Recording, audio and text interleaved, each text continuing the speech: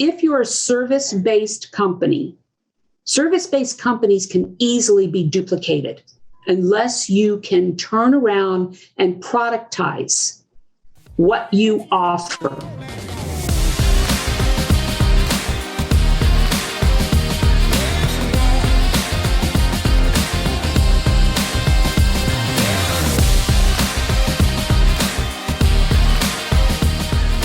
What's up, everyone? Welcome back to Campfire Capitalism. I'm your host, Desmond Dixon, and I'm here with the queen herself, Miss Heather Stafford. What's up, Heather? What up, Val? Yo, so today we have a part 2 special. We have the legend back on the pod who brought us a lot of game about these no-bid contracts and how you can unlock hundreds of thousands of dollars in from the federal spin. And so we have Miss Danna Olivo from MarketAtomy. What's up? Woo! We're doing good. MarketAtomy. MarketAtomy. But we'll let it go at that. So. Yo, I'm working on my phonetics, everyone. I'm working on my phonetics. We'll let it go at that, though. It's MarketAtomy. So we got it. Got it. So today, I think we the last episode was super intriguing. And so we wanted to have this follow-up episode to really kind of unpack a couple of different things with you, which was, what are some common failures that you see, particularly with going through this process and maybe even outside of this process? And then also, we can kind of unpack from there why, what's some solutions to, some of these failures so that these people can be prepared, if that makes sense. Definitely. This is something I talk about all day long, every single day, 7 days a week, when it comes to working with more the micro business market. And I think the last time I explained what a micro business is, micro businesses are those businesses that are 10 employees or less. They're less than 3 years old, and they haven't quite most of them haven't quite reached the $500,000 mark in revenue, but some of them may be up in the $3 million range if they're a technology company or a high price ticket company. Okay, as far as that's concerned. But, as a business strategist and one who's failed twice before, I kind of can relate to what's happening out in the market when it comes to these small businesses. I'm sure you can, Heather, as well. Oh, yeah. Are you kidding me? It's like, you're not an entrepreneur unless you failed. That's just the truth. But when it comes to when it comes to building a small business, unless you're simply, how do I want to say this? Like filling a void, plugging a hole. Yeah. In a process that's already out there that has a lead source. Like if you're solving a problem if every contractor paints front doors blue and you make blue front doors, that's what we call plugging a hole. You're solving a problem. Yeah. But that's all. You're not executing on necessarily like a genius. So when you go to build a small business, people go, oh my God, I love this. And they're in love with their product, which means they're in love with their process. And they know that other people are in love with their product if they've done, if they've tested the market and they've seen success in it. And then they go, well, what am I supposed to do now? And that's the biggest failure in so many parts of business is like, I know everybody needs this. Like, you just need this. Everybody should just need this. They should just be here.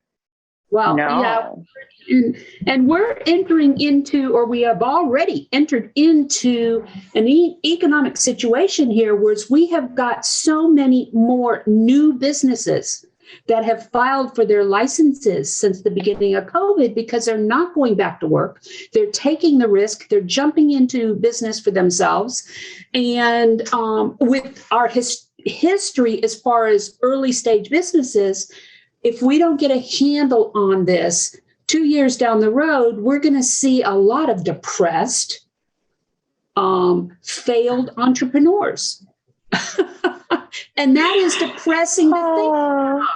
It is. It's so sad to think about because it's true. Like the truth is that in my opinion, now there is arguing evidence on this, case studies on this. I think about 3% of our population is meant to do what we do. 3%. Yeah. Now I do also, I do, however, completely agree with the fact that somewhere between 35 and 55% of the population as a whole has a talent that needs to be shared. Now, those are, mommy and me side hustles. They're cute little hobby businesses. There's a difference between like small, like micro to small, medium businesses and like hobby style side hustles. Right. You're absolutely right. When it's funny. I my very first book I ever wrote is entitled MarketAtomy: What to Do When Expecting a Business. Okay. And it's a very simple, small little book, but basically it talks exactly about what you're talking about. Whereas I'm a firm believer there's an entrepreneur in every one of us. Whether we can manage the entrepreneurial process is a different story, but we're always coming up with new systems, new ways, mommies, dads, sports enthusiasts, things like that. We're always coming up ways of being able to do things better. It might be something really simple. And then the next thing you know, somebody else has introduced what you had in mind because you didn't take that step, to go ahead and do it. So what we're trying to do here is to help micro business owners or these side hustlers, whatever you want to call them, okay, understand the value that they bring to the table as entrepreneurs. And then how to build that value into a business, into a success. How do you structure it? How do you monetize it? How do you make it successful? And that's exactly it. When I first started, I came from the architectural engineering and construction market. And I said this on the last one. And I worked through the ranks of the AEC market. I started in product development, and then I went into spec development, and then I went into design and construction and aftermarket. Well, from the product development side through the design side, I learned all kinds of systems and everything, in my job.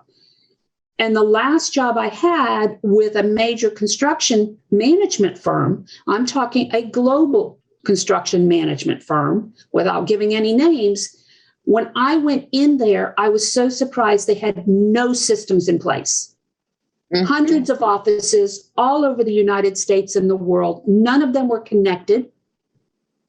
You had to call on the phone to get any information on different projects, things like that. It took me 6 months just to introduce systems that would allow me to do my job better and faster. That is a value you can bring to a business.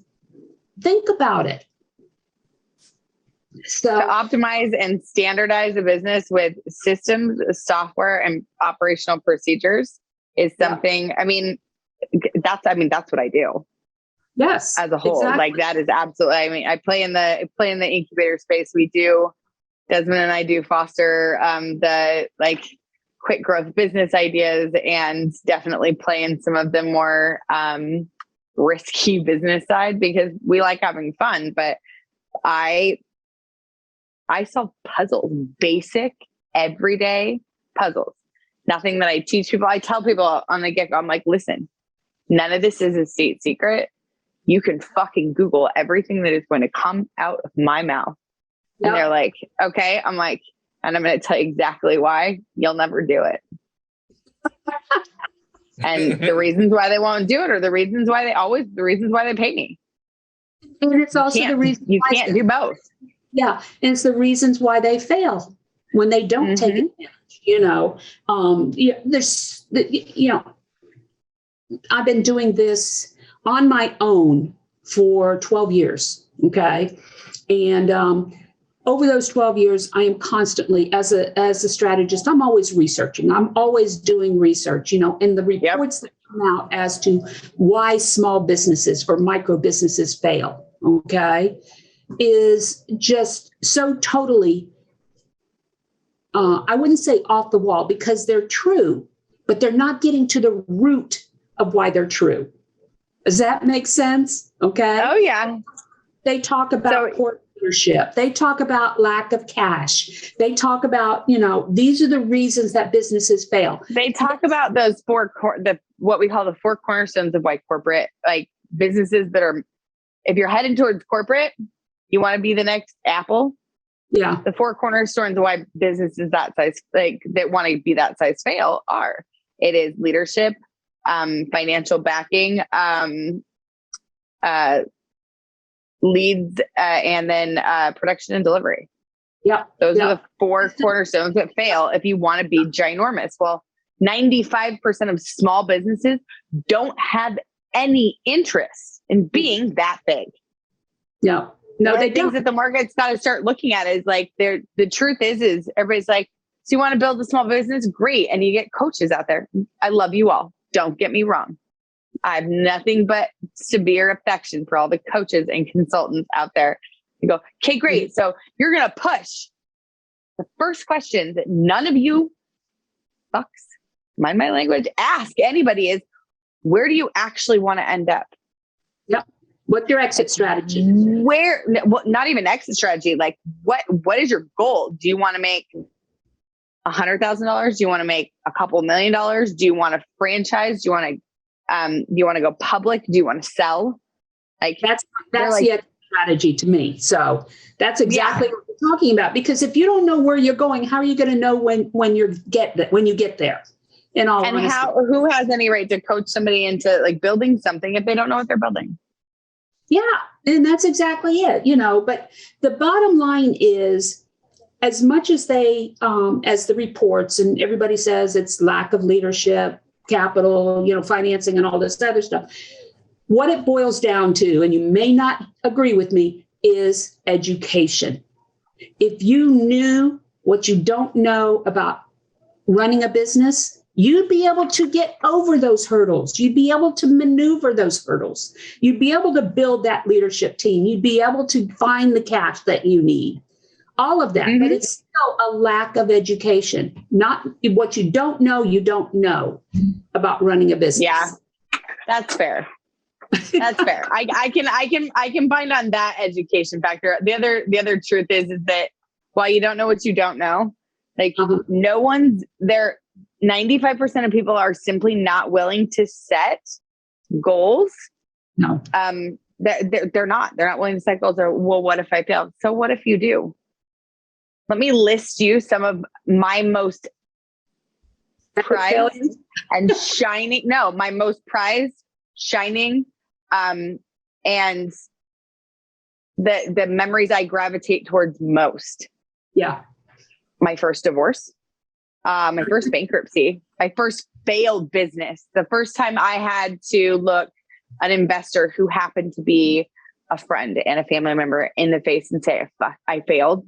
I can't fix it. Yeah, I'm sorry." That's true. Lessons learned. First time I had to learn I had to learn that even though I failed, that there was a difference between something being business and being personal. Yeah. And there's a reason why you set up frameworks around businesses. The first time I was absolutely sure that I had failed as a coach because I wasn't paying attention because my head got too big. Yeah. Face plant moments in business are what makes you good. Yeah. That's, I fully agree. It's those lessons that you learn that drive you to not do the same mistakes the next time. You grow. Not to mention, it doesn't matter how many times you hear somebody say, "Oh, don't do this," or "Don't," like kind of like a little kid and the little kid in the stove idea. Yeah. Tell a little kid, "Don't stick your hand on the stove." What's that kid gonna do? He's gonna stick his fucking hand on the stove at least once. Some kids, that's it takes true. a couple of times. That's true. Stick your hand on the stove a couple of times. Yeah. I actually did that as a child. It's very, very funny. My mom's like, "I don't know what it is with you," but you were like, "Ow, that hurt. But can I touch the red thing anyway?" You won't do it again. Good Lord. True. true. But there's no shortcuts for this shit. Like people out there that are listening to this, you want that instant gratification. There's no shortcut to being good, to sticking around. If you want a shortcut, then go work for somebody else or have a cute little side hustle that has really cute little goals. Yeah. That has nothing to do with building a business. It just has everything to do with filing a couple extra pieces of paperwork with your regular personal taxes. Yeah. And if you don't have the stomach to recognize when you don't have the experience in one area and asking for help. Ooh, that's a fun one. That's a fun one. Admitting that can be so painful. Yes. I am working with a client right now. I absolutely love her. She's brilliant. I mean, this woman is brilliant, but she can't get out of her own way because she is trying to wear all of the hats. And finally, we've got her to the point where she realizes I need some help because her health's going to go downhill if she doesn't, and that's important. Yeah, she's got the stamina. That is needed to be an entrepreneur. Okay, but it won't last long if you don't ask for help. And that's where coaching does come into play. Okay, coaching and mentoring. So, and I'm a firm believer with my company, with every program that we offer, we include coaching and mentoring because we have to hold them accountable. We have to make sure that they're meeting those goals that we have preset for them, So, yes, definitely. I love it. Yes. So let's talk a little bit. I know, Desmond, you wanted to talk a little bit about diversifying, or was it Heather? I can't remember. No, that was me. So I'm a firm believer that the way this segues is like when it comes to the way you fail, like the answer to failing is in how you rise. Honestly, it's not in what you do when something happens. It's in how you rise as you start. So my direction with this was if you don't diversify your income streams, then you don't have anywhere to go if you're stuck on a pivot. For example, my parent, one of the parent companies that I own is creative tech is a lot of things. It is a development firm. It is a small business branding firm. It is marketing, and it is coaching and consulting. It is growth and scaling. We have programs and we have courses and all sorts of stuff. Right. Where the leads are coming from. Now, all of those things, the backside of all the things the specific things we offer in each one of those areas, they all go together. They're all very intentional. It's not just anything in development. It's not just anything in branding. It's not just anything in marketing. Like we offer a small sliver of that niche. But where the leads come from, totally different places. Oh, no, you're absolutely right. Even with MarketAtomy, okay, I've got a presentation to do next Tuesday on my company. And as I'm pulling it together, the business model, because it has evolved tremendously since the beginning of COVID, because we pivoted considerably, during COVID by introducing our academy. And as I'm pulling it together, I'm realizing, oh my God, the different entry points, first of all, into the funnel process, okay, and the different vertical streams that we have. And one thing that I think it's extremely important that we get out to the listeners here, okay, is if you're a service-based company, service-based companies can easily be duplicated unless you can turn around and productize what you offer. Okay. Would you agree with me there, Heather? Oh, yeah. Systemize, standardize, streamline. Yep. That's exactly it. We're in the process. Well, like last time we were talking about the no bid federal contracting. All right. That's another product vertical that we're bringing in. It's our services that are supporting it because they needed an educational component to this. So that's taking care of that. And as I was telling Desmond, at the same time, right now, we're getting ready to launch a quarterly virtual panel called Poke the Coach. And it's basically designed to introduce professionals to the coaching environment and the different forms of coaching and how different coaches answer different questions, those kind of things. So they can get a feel for how coaching can help them, maneuver the mental blocks that they have or the professional, blocks that they have. Those are all productized aspects of a service-based business. So, what do you think, Desmond? You've been very quiet. He is. He's making pretty boy face right now, and I think it's hilarious. Yeah. You know what? Like, I as a sales guy, you just have to be a good listener, right? So yes. I'm just listening, and it's always entertaining watching you two ladies banter back and forth, and when you're in the flow, you're in the flow. So, in regards to the diversification of these income streams, I know that you definitely talk about how it's important to, unlock some of this by going after some government work. I personally, I always think it's important to talk transparent on the pod. I personally felt the burn of a lack of diversifying in income streams in the business, right? Yes. Also, I think when you do create diversification, Heather brought up something super cool, which was they're like little slivers and they all come from different places, but it's all strategic of how these little slivers work together. Right. And it's really applicable what you're doing because, whatever you're doing for the government, like it's just like a sliver. And then you also want to obviously have some private work, which is also another sliver. So and I think that creating those slivers is where all the work is, right? And it's like really hard to figure those things out when you don't talk with other experts or other people. It's hard to do it by yourself. You're absolutely right. And the fastest and easiest way for you to scale your business into different verticals or whatever you want to call it is by strategically partnering. And that's how I do it all the time. Okay. I partnered with the government on the no bid.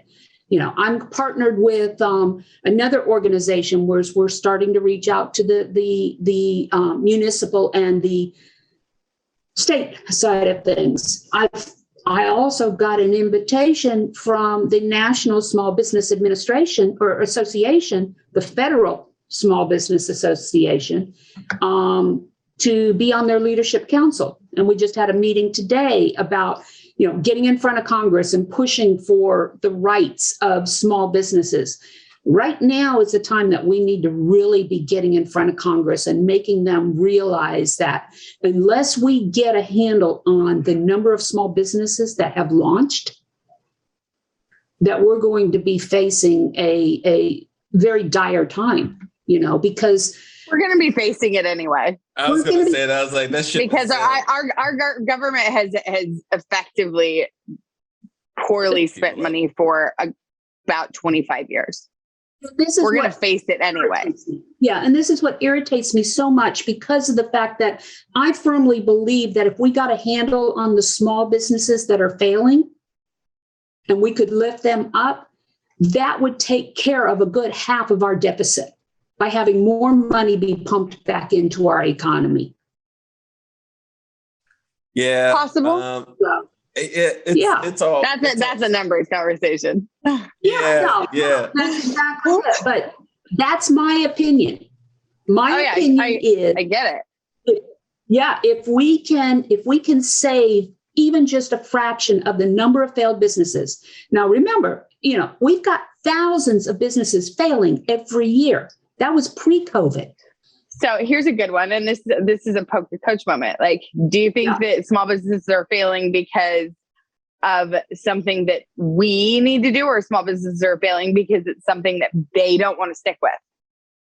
Because I honestly think way more than half of it is you can't suck it up and you can't take the heat. Well, and I firmly agree with you. That's why, I don't want things handed to small businesses because I'm not part of that socialist environment. Okay. You don't get things handed to you. You've got to earn them. So my belief is, or what I would like to do and get in front of Congress with a bill, is the fact that if you show that you have gone through the training that you need to be an entrepreneur and understand what you're getting into, that you can qualify for some incentives from the government. Okay. But I don't believe in just handouts as far as that's concerned. I think there's a good capitalism podcast. I don't think any of us believe in handouts. Okay. But I will take a free lunch. But I will take a free lunch. She's biting her tongue right now. She's biting her tongue. And I may be very simplistic in my thought process, but I honestly believe that we are looking in the wrong place to try and make up our deficit. I got a hot take for you here. I got a hot take that I think is super relevant, and it's something that I have Heather's know I'm super interested in this for the last couple of years, and I've been just trying to be patient with this thing, and I'm way back till I'm in the States, so I'll really go full force with it. But I think what you're doing and what you have is a lot more beneficial personally. This is real game on the pod, poke the coach. Mm-hmm. But what I'm seeing is I think this is a lot more valuable to the business owners who can't leave their business or sell their business or transition their business because it's not worth enough to sell to private equity. Their kids don't want to be involved in their business. They don't have transition plans. They don't have predictable customer acquisitions because they are their salesperson. Right. Yep. And there's tons of them. There's 80% of businesses can't sell. So and they're just letting them go. Yeah. They're just letting them go because they can't, and I agree with you. There is that education process there. Heather is just dying here. See, devil's advocate. I believe that they're out there and I get it and it sucks. And I know that they need help and you should have built your fucking model differently. That's what we're trying to teach them from the very beginning. I get that, but I am a firm backer of survival of the fittest. There's a reason why I'm so successful. They have to be, and that's why we don't hold back when we say it is not easy. I wasn't introduced to this though. No, I was raised in a blue collar, never gone to college, military family. Neither one of my parents had any expertise. None of my close relatives, no one near me had any of this. Mm-hmm. And I sought it out. Yeah. I think that if you're desirous of it, of that education, you will find it. Do I think that I should get a government kickback for it? I mean, I don't know. I've never asked for one. I also pretty good at filing my taxes, so I'm not super worried about it. You also served in the military, didn't you? Or your parents did? I did. Okay. I did both. You deserve something. You deserve something. No. Do not misunderstand me. I served my time. Mm-hmm. And yes, I served, I signed up and I got my GI benefits and spending 9 years in the military paid for my college. Yes, I have an $800,000 education that I didn't pay for. Okay, well, that's your benefit. And just because you served your country doesn't mean you deserve something. Do you want to know how many people I know that served our country that don't deserve shit? I didn't serve. Now, do I think that there are probably 80% of the federal programs out there need to be reworked? Yes. Oh yeah. I'm a firm believer and still very active in Wounded Warriors and the things like when something goes wrong, does there need to be something in place for it? Yes. Yeah. I'm a firm believer in those kind of benefits. Yes. Those people deserve help, love, attention, care, support, money. But I did not get the benefits that the military offered us. we didn't not get the benefits when my dad died. I got everything I signed up for, and I don't think that there needs to be more incentive to choose to serve your country. If you want to be in the military, you're going to do it. If you don't, you're not going to. Yeah, you've already got the benefits outlined when you go in. Yeah. Yeah. Now, I also think that if somebody is hellbound and determined to survive and wants it bad enough, they seek out the education. Now, if the education's out there and you seek it out and you accomplish it without me holding your hand, yeah, sure, give them a kickback. If you do A and B and C and D and E, call us. I'll give you your money back. But that's the problem is there is not a lot of resources for these micro businesses to get the education besides going back to school. They've got SCORE. Okay. SCORE is simply a checklist. I'm sorry. No, I think I personally believe that there are lots of educational opportunities out there for small micro businesses. I think what you're come from and what you're looking at is it's not standardized enough that the federal government will provide an incentive or a kickback. Now, if you're going to reverse engineer something like that, though, you start in standardizing education. But just like the trades. Yeah, this is where we're trying to go, is the fact that how do we reach these younger kids? Okay. It's not how do we reach the kids? How do you standardize the education and get the government to approve backing it? Reaching the kids isn't rocket science. They're there. Yeah, but they're not allowed to learn this stuff in school. I'm not saying that I don't think it should be taught in school. Primary school? No. Problem solving should be taught in school. I don't think problem solving and things like that are being taught. Yeah. I'm a firm believer that I was like, I don't think entrepreneurship should be taught in K through 12. No. Entrepreneurship is problem solving. It's being able to Fair. a problem and be able to find a solution for it. That's entrepreneurship. And if that was taught in school, okay, we would have these kids coming out and being able to make some decisions. If they taught kids how to balance checkbooks, we wouldn't have credit card debt. Stuff. No, your cards. Yep. Soon. Yeah. Oh, they came to the college campus and gave me a credit card, so I used it. Yes. I walked into Victoria's Secret and they gave me a credit card, so I used it. Oh my God, you're an idiot. But no, basic finance, how to change your oil, how to blow out your sprinkler system. Like the shit that we don't teach our kids, I swear to God. I know. It's now terrible. That stuff, that's life stuff. Yeah, that's terrible. And then but I'm a firm believer. It's my thoughts that, that based on what we're trying to do as far as educating before. That's what the goal is, to get them educated before they go and get that business license and understand what they're getting into.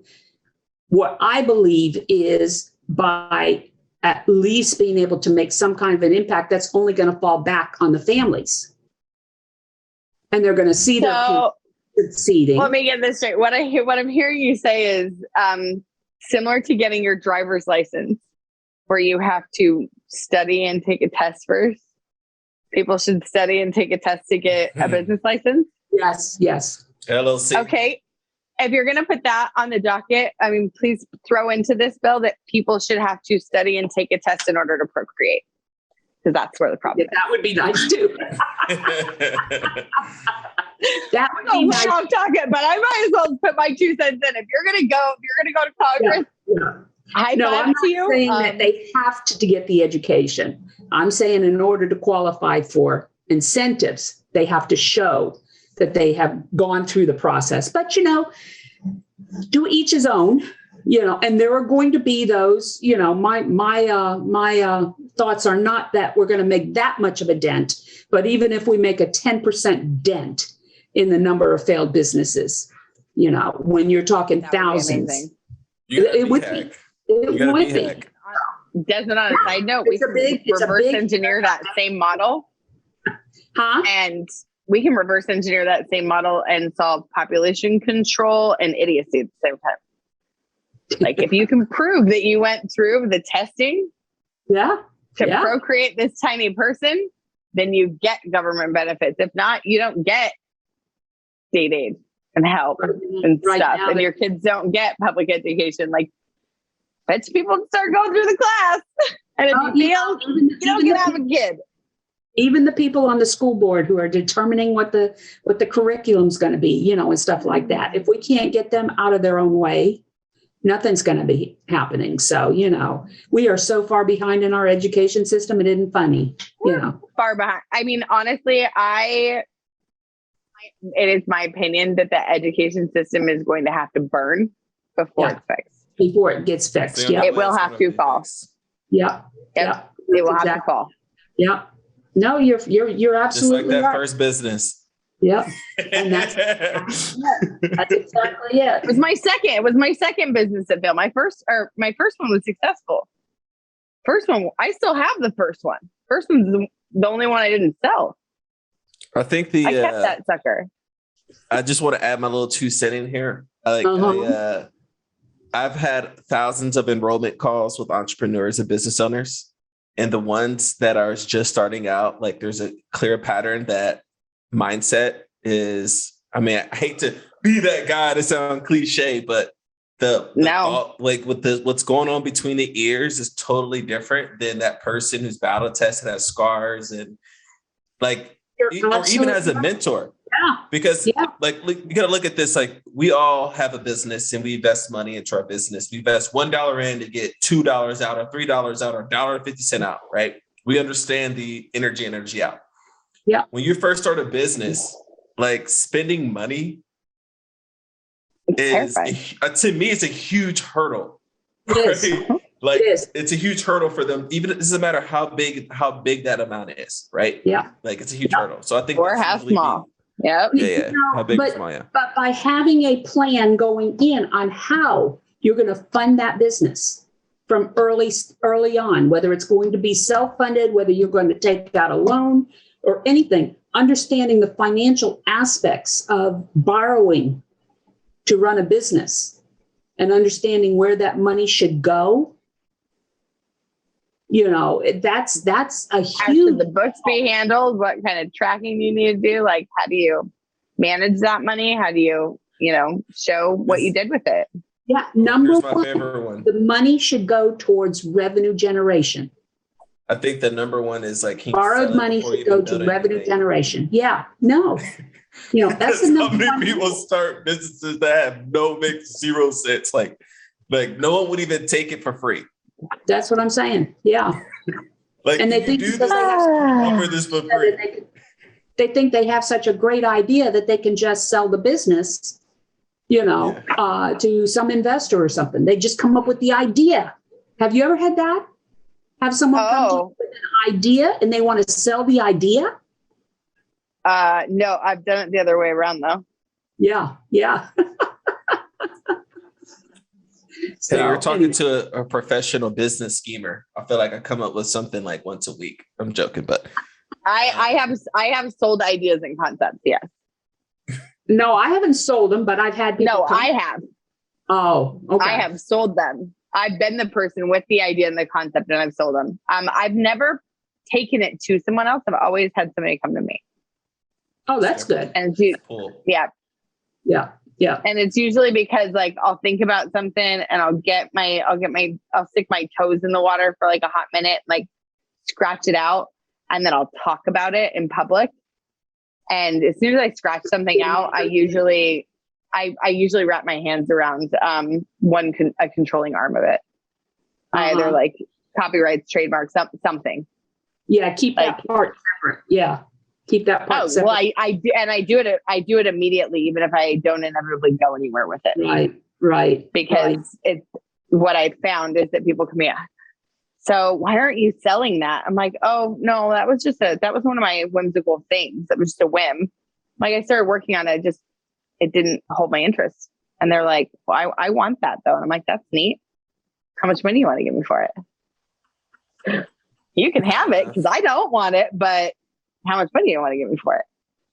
I've got a product I've been trying to get. It's a database that I've developed, trying to get it finalized. It's with a company right now. They're just doing the final edits on it. But it's actually, this is probably the very first product that I have worked on from the very beginning. And I'm a database designer, architect, okay? I'm not a programmer, so I can't program. But I designed this, and it basically what it does is it assesses existing companies across 20 different KPIs, interdependent KPIs, with very simplistic weighted questions. And at the end, it boils all those 20 KPIs down into 5 critical areas: financial strength of the company, the marketing sales strength of the company, the product viability, product service viability, the operational strength of the company, and the overall general health of the company. All right. And those You're telling me that this is a SaaS product? This is a database? It's a database. Yes. Yeah. And those scores, those 5 scores, will give them a report that'll say healthy, unhealthy, or needs tweaking.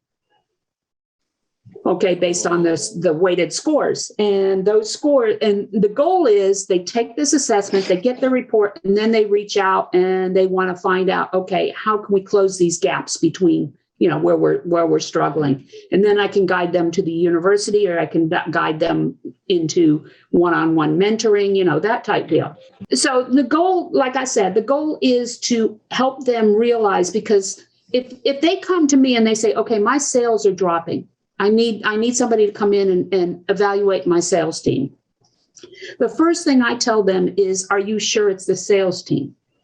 Because these KPIs usually are so, yeah, it's usually not the sales team. It could be your product's no longer viable, or it's obsolete, or the pricing is wrong, or something like that.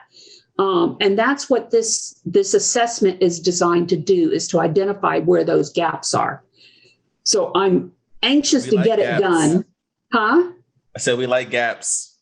Yes. Sell in. Yeah. So I'm anxious to get it done and get it out there. So, but ultimately, it's a good lead generator. Yeah. The second phase of this will get into some AI component, bring in some AI and take them on a journey based on their scores. So anyway. All right, guys. All right. Part two. Welcome. We made it to the end of part 2. Yes. I enjoy talking to you guys.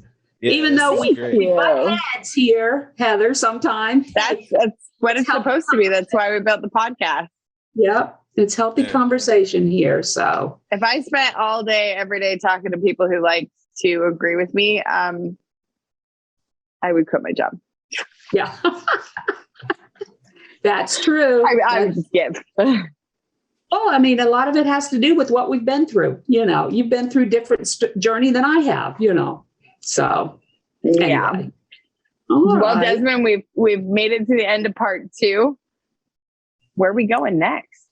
We're going to hit in that beautiful ratings button in that review, and possibly leave us a note, send us an email. Also, go check out MarketAtomy.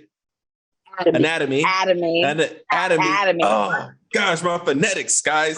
MarketAtomy.com. MarketAtomy.com. And also check out MarketAtomy.com. No bid federal contracts. Boom. There you go. I like the check. Yeah. All right. It's been nice. All right. Thanks, guys. Bye.